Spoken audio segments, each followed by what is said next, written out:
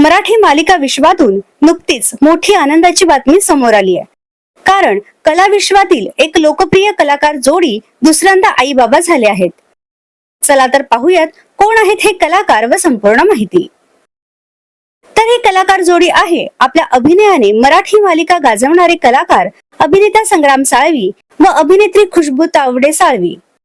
नुकतेच या जोडीच्या घरी चिमुकल्या पावलांचे आगमन झालं आहे.